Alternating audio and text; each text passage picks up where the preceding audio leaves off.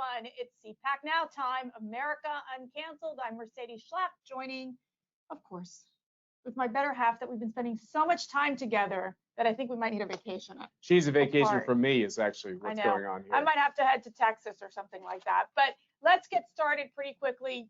We just this week at American Conservative Union sent out a letter to the CEO of Delta Airlines and just making it a point to address the CEO that conservative voices are important in this debate, that we need to be involved in these conversations that they're having instead of them simply caving to the left. And I just want to get your reaction, Matt, to this Ed O'Keefe. He's from CBS News. He tweeted out this week, conservative organizations beginning to push back on corporations opposed to Georgia's new elections laws and others up for consideration elsewhere.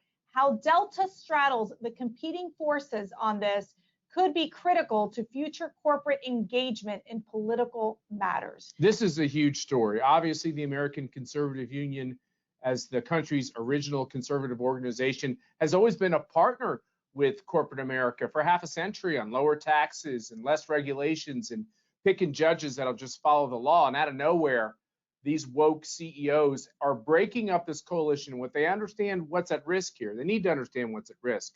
This coalition will not easily be put back together. When a CEO attacks half this country and undermines our Constitution and makes it sound like it's racist to verify who you are before you vote, you've crossed the line. And there's still time for these CEOs like the CEO of Delta to come back. But that time is drawing short. And we're going to, as an organization, approach every corporate entity that continues down this road of making it almost criminal to be a Republican, almost criminal to believe in the Constitution.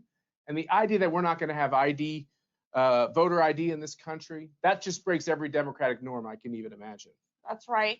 But we want to get going with, let me tell you, I'm so thrilled to have our next guest on, because talk about one of CPAC's favorite speakers, someone who we love spending time with.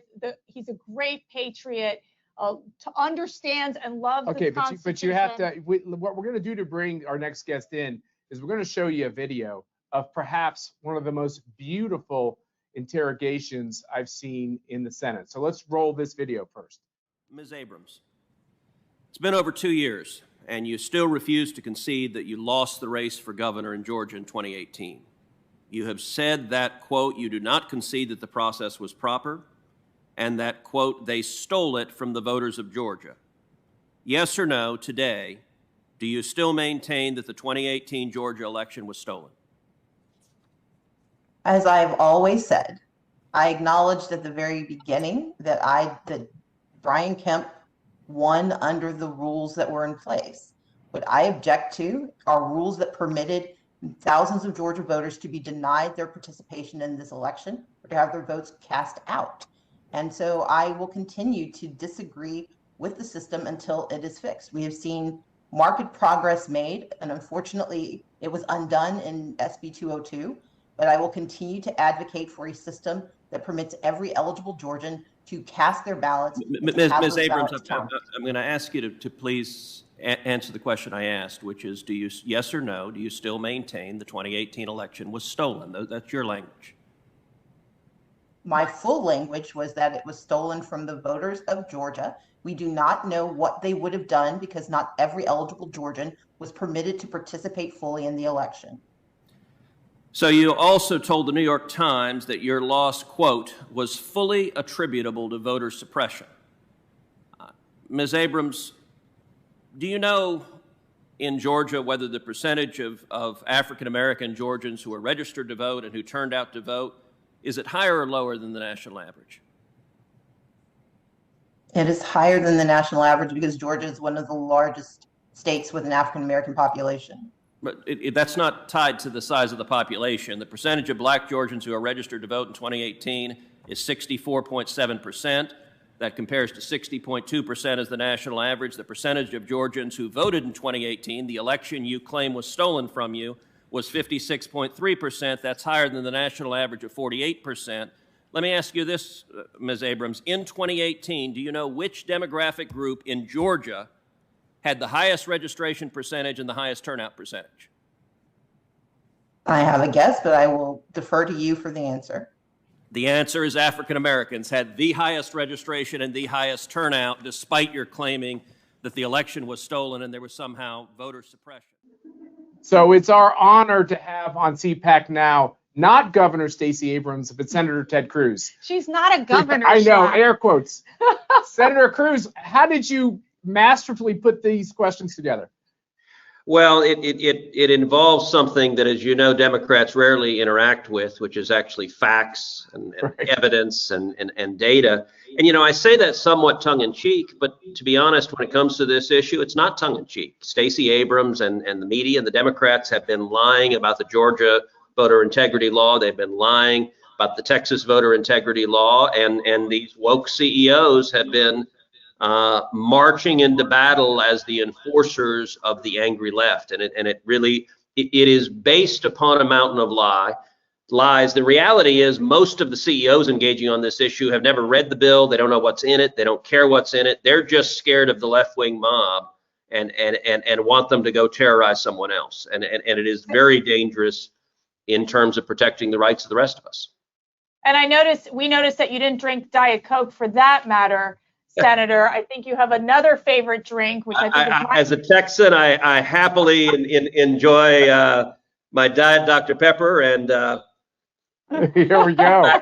if you come to our office, so it's a little known exception to the Senate ethics rules that might surprise you. So as a general matter, Senate ethics rules, you can't accept contributions from any corporations. The office can't. There is an exception for consumables produced in your state. So because Dr. Pepper is produced in the great state of Texas, Dr. Pepper provides us with free Dr. Pepper. And the ethics rules say we have to give it freely to anyone who visits the office. We offer them Dr. Pepper, but it's only Texans who can do this. So you guys come by the office, I'll give you Dr. Pepper.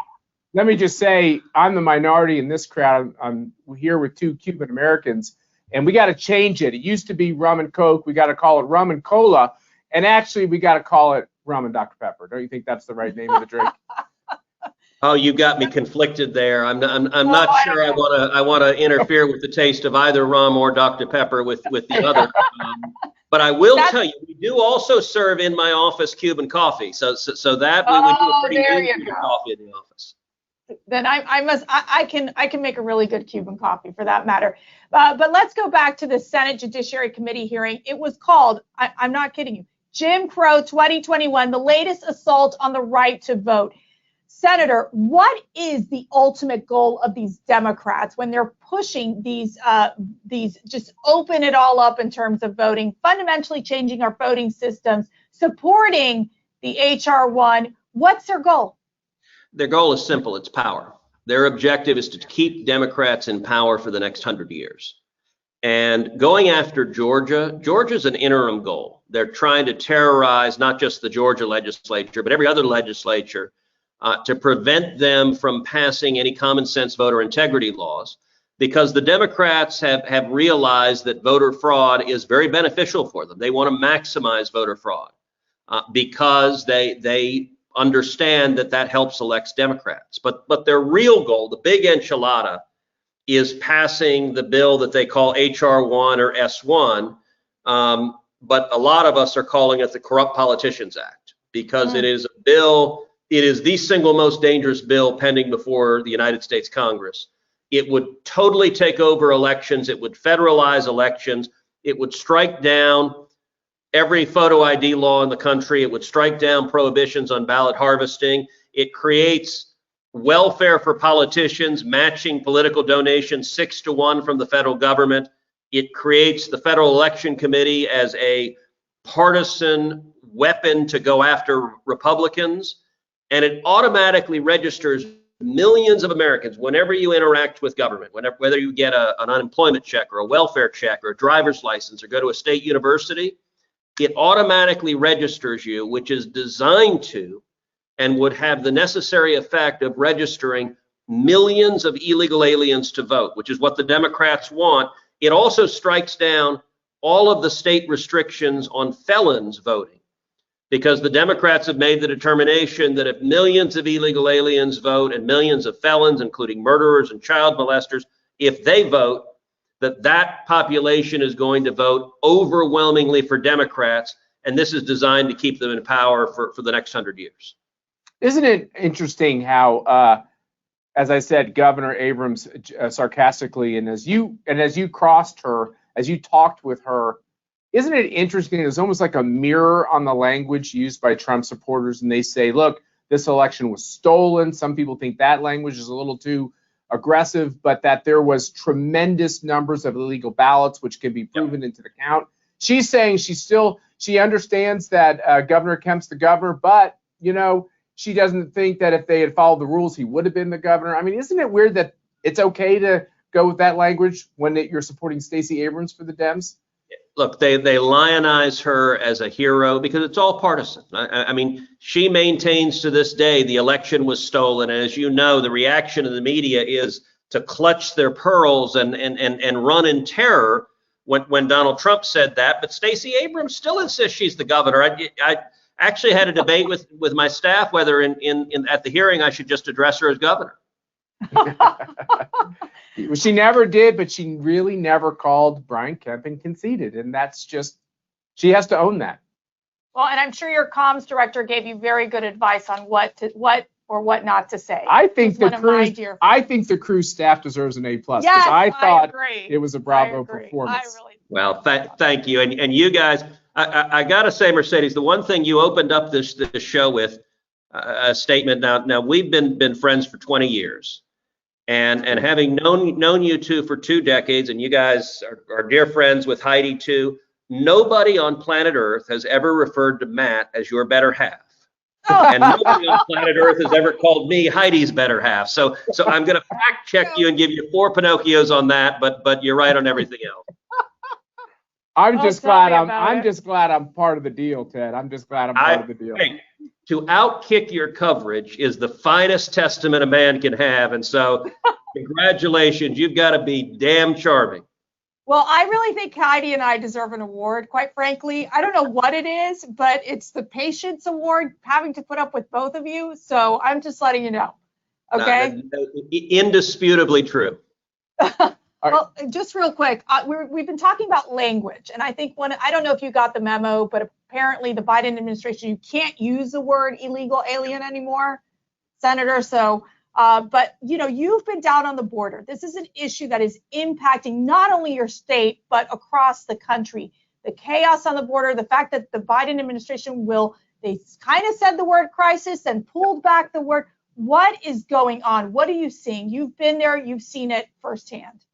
It is an absolute disaster. It's an absolute crisis. A couple of weeks ago, I brought 19 senators down to the border to see it. I've been to the border many, many times. It is by far the worst I've ever seen. That we're projected to have over 2 million people crossing illegally. It is a humanitarian crisis. It's a public health crisis. It's a national security crisis. And the Biden administration is desperately trying to cover it up. They're not allowing press to come in. It's why I brought my phone and filmed and put out pictures and video of what's happening there. They've got kids in cages packed on top of each other side by side. 4,200 people packed into a facility whose capacity is 250 with COVID restrictions. The rate of COVID positivity is 10%. It is inhumane, and it was all preventable. Every bit of it was preventable. It's 3 political decisions Joe Biden did that caused it. Number 1, he halted the construction of the wall. Number 2, he reinstated catch and release. And number 3, he ended the Remain in Mexico international agreement. That caused this enormous crisis. And Joe Biden wants no responsibility, so he said Kamala Harris is in charge. A couple of days later, Kamala decided she wanted no responsibility, so she said she's not in charge. Nobody's in charge, and as a result, hundreds of thousands of kids are being abused by human traffickers, and Joe Biden and the administration are AWOL on preventing it. So what you had when Donald Trump was president, they said, oh my gosh, this is racism, separating families, putting kids in cages. Now we have the Democrats saying the filibuster is akin to supporting Jim Crow, despite how ironic that is with their own role in Jim Crow. And you have them now saying they have to pack the Supreme Court because of equity arguments of making sure, you know, the diversity of America is represented on that court. And then you have the Green New Deal where they're saying, if we don't cut fossil fuels, it's going to really damage the environment, especially for minorities living in cities. I'm not saying I agree with any of that logic, but why is everything pushed through the fulcrum of race for these people? It's their worldview. The Democratic Party today is a collection of radicals on all sorts of different issues, and they've essentially handed every issue over to the radical activists. The reason we have a border crisis is Biden has handed over to the radical immigration activists immigration policy, and he has made a promise to them he won't enforce the law and he won't deport anyone. You can't have a border if you don't enforce the law. The same is true on race relations. He's handed the policies over to the radicals who are calling for abolishing the police and other disastrous policies.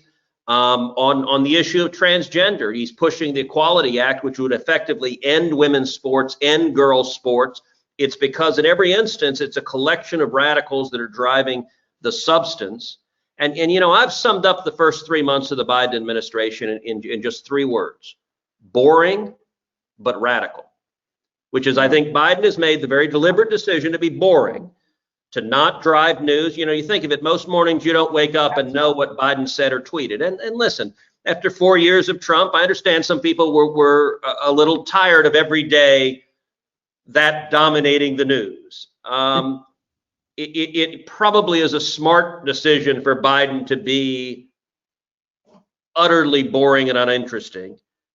But it's combined with this left-wing radical agenda that is being rammed through while the press act like cheerleaders or groupies at a Beatles concert throwing their panties at him. I mean, it's really dangerous. And the Joe Biden who talked about unity and moderation, I don't know where he is, but I think they've got him tied up in a secure location that's undisclosed. Senator, those aren't panties, they're masks. They're throwing masks at him. Okay, I just want to get this straight. Well, when you're wearing 3 or 4 masks, you have plenty to throw. That's right. Oh boy. Going back to court packing, obviously this is something that, you know, these Democrats came out, they're pushing for court packing, increasing the number from 9 to 14 justices. Speaker Pelosi saying, wait a minute here, let's listen to what the commission has to say. I think it's very problematic in terms of that they're trying to get out of it. But at the end of the day, we know that their ultimate goal is to increase the number of justices. How dangerous is this to our Supreme Court and the institution of the Supreme Court and just to our republic in general? Yeah, it is profoundly dangerous. The Democrats' objective is to add 4 left-wing justices to the court. And it is to take away our fundamental rights, to take away free speech, to take away religious liberty, to take away the Second Amendment. As you guys know, a few months ago, I wrote a book called One Vote Away, How a Single Supreme Court Seat Can Change History, where it takes readers behind the curtain to what is happening at the court, to major landmark cases that I argued at the court. And each chapter focuses on a different fundamental right, a different constitutional liberty. And in case after case after case, the landmark cases are 5-4. We're 1 vote away from losing our rights. And that's the Democrats' objective. They want to take away your right to free speech. They want to take away your right to religious liberty. And they want to erase the Second Amendment from the Bill of Rights. And it's exactly what we see in countries like Venezuela, where when the socialists and communists come into power, it's one of the first actions they take, which is to add their people onto the court and pack up the court. One other point. Comrade Biden wants the same. One other point you brought up as well, Senator, is that the Republicans took an important step in restoring fiscal sanity by adopting a permanent earmark ban. Can you explain to our viewers what that means and the significance of adopting that action? Well, it was about a decade ago where Republicans came in and we got the majority, and we ended the practice of earmarks. Earmarks were the corrupt practice where individual members of Congress would designate particular spending bills in their district, and they'd use it to buy votes back home. And it also was how leadership bought votes in Congress. It's how you would get people who are otherwise conservative to vote for disastrous big spending liberal bills because they'd buy it off with a special project in your district or your home state. And Republicans ended it. It was one of the great steps for fiscal sanity, for not bankrupting our kids and grandkids we've taken. Sadly, Democrats with their majority, they've said they want to go back to earmarks. The corruption sounds great to them. And by the way, there was scandal after scandal of corruption of members of Congress being bribed for earmarks. Duke Cunningham went to jail for a bribery scandal on earmarks. You have former staffers and family members who are getting rich off of earmarks. And what do the Democrats say? We want more corruption. We want more swamp. Unfortunately, House Republicans recently voted to agree with the Democrats and embrace earmarks again. I think that was a serious mistake for House Republicans. In the Senate, we're battling it right now. I can tell you I'm leading the fight with my colleagues to say we need to maintain the line and stand up to earmarks. I think we're going to prevail. I don't think the Senate Republicans are going to follow the path of the House Republicans, and I very much hope we hold the line and do the right thing. And it's another reason why I believe the majorities in the House and the Senate will be switching by the next election cycle, because there's such a stark difference. And part of that is marshaling all these great conservatives in the great open state of Texas. We're going to be announcing very soon, Senator Cruz, CPAC, Texas. Unfortunately, not in Houston. It looks like it's going to be in Dallas. Dallas is a wonderful city, and I represent the entire state. That's right. So you're good with that. So we'll be announcing this to all of our viewers very soon. Can just one more thing. For our viewers, what's your message in terms of how do we survive these Biden years, these next 3 years? What do we need to do? Truth is powerful. And as radical and as extreme as they get, there's a natural pendulum to politics. The worse they get, the more likely we are to move back towards sanity and common sense and reason. And I believe they're going to get a lot worse, but that also means that 2022, I believe, is going to be a terrific election year. And I think 2024 is going to be even better. So we got to survive the next 2 years. We got to survive the next 4 years. But it took Jimmy Carter to give us Ronald Reagan. And I think the radical extreme of Schumer, Pelosi, and Biden is going to likewise bring us back in the direction of freedom, back in the direction of defending the Constitution. Love it. Well, we thank you so much for joining us. We look forward to seeing you at CPAC, Texas. Senator Ted Cruz, we appreciate all the great work you do. You are such a strong voice for the conservative movement. Thank you. God bless. Yeah, thank you. God bless. And that's all we have tonight for CPAC Now, America Uncanceled. Remember to follow us at CPAC, as well as at Mercedes Schlapp and at M. Schlapp.